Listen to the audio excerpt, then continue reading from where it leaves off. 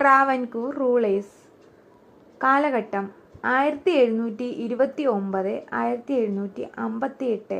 ഭരണാധികാരി അനിഴം തിരുനാൾ മാർത്താണ്ഡവർമ്മ. ആധുനിക തിരുവിതാംകൂറിൻ്റെ ശില്പി. തൃപ്പടിദാനം നടത്തിയത് ഇദ്ദേഹമാണ്. 1758 മുതൽ 1798 വരെ കാർത്തിക തിരുനാൾ രാമവർമ്മയാണ് ഭരിച്ചിരുന്നത്. ധർമ്മരാജ എന്ന് അറിയപ്പെടുന്നു. കിഴവൻ രാജ എന്ന് അദ്ദേഹത്തെ വിളിക്കുന്നുണ്ട്. തലസ്ഥാനം പത്മനാഭപുരത്തു നിന്നും തിരുവനന്തപുരത്തേക്ക് മാറ്റി. 1798 മുതൽ 1810 വരെ അവിട്ടം തിരുനാൾ ബാലരാമവർമ്മ ഭരിച്ചു. വേലുത്തമ്പി ദളവ ഇദ്ദേഹത്തിൻ്റെ കാലത്താണ് ഭരിച്ചിരുന്നത്. 1810-1815. ആയില്യം തിരുനാൾ ഗൗരി ലക്ഷ്മി ഭായി തിരുവിതാംകൂർ ഭരിച്ച ആദ്യത്തെ വനിത. 1815-1829.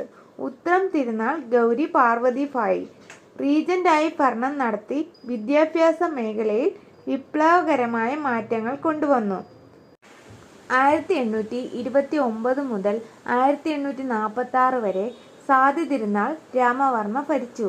പ്രശസ്തനായ സംഗീതജ്ഞൻ, ഗർഭശ്രീമാൻ എന്നറിയപ്പെട്ടു. തിരുവിതാംകൂർ നക്ഷത്ര ബംഗ്ലാവ് സ്ഥാപിച്ചത് സാതി തിരുനാൾ ആണ്.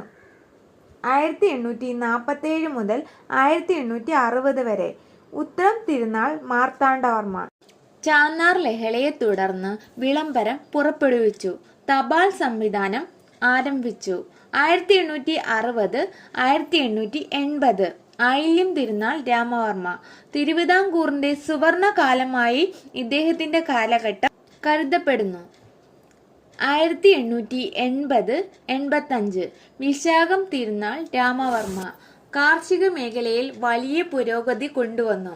മരച്ചീനി കൃഷി പ്രചരിപ്പിച്ചു.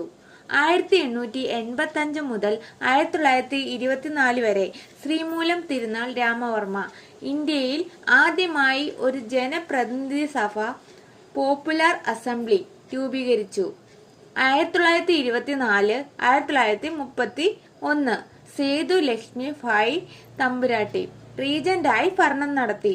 മൃഗബലി നിരോധിച്ചു. 1931 മുതൽ 1949 വരെ ശ്രീ ചിത്തിര തിരുനാൾ ബാലരാമവർമ്മ തിരുവിതാംകൂറിലെ അവസാനത്തെ രാജാവ്. ക്ഷേത്രപ്രവേശന വിളംബരം നടത്തിയത് ശ്രീ ചിത്തിര തിരുനാൾ ബാലരാമവർമ്മയാണ്. തിരുവിതാംകൂർ